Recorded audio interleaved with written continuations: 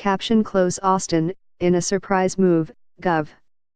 Greg Abbott on Wednesday dispatched the Texas Rangers to conduct a detailed investigation into growing allegations of sexual misconduct in state-run lockups for teenaged lawbreakers. In a one-page letter, Abbott directed Steve Craw, director of the Texas Department of Public Safety, to send Rangers into the 5-unit state system to investigate and ensure that these acts are dealt with swiftly and to the fullest extent of the law.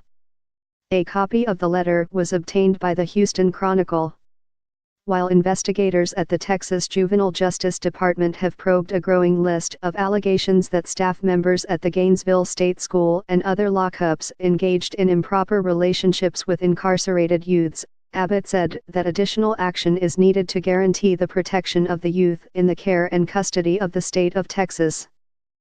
Abbott's move came after the Houston Chronicle and other media outlets detailed new allegations of sexual misconduct in the state's lockups, reminiscent of a 2007 scandal over abuse and an official cover-up that sparked sweeping reforms and a top-to-bottom shakeup in the management of the Youth Corrections Agency.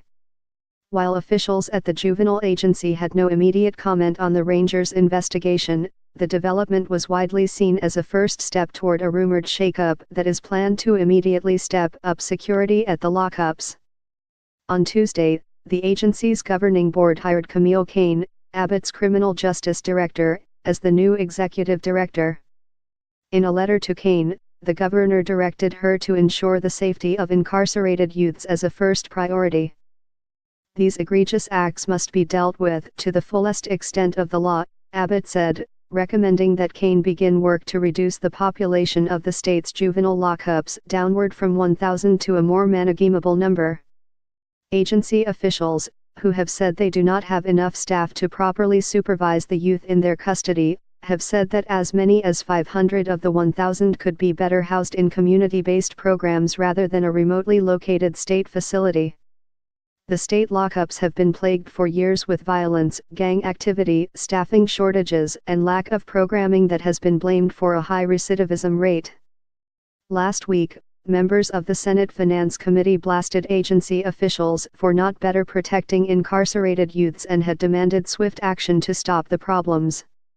As a result of the problems, 4 Texas civil rights and youth justice reform groups in late November called for state officials to close all of its remaining juvenile justice lockups and replace them with community-based treatment and rehabilitation centers.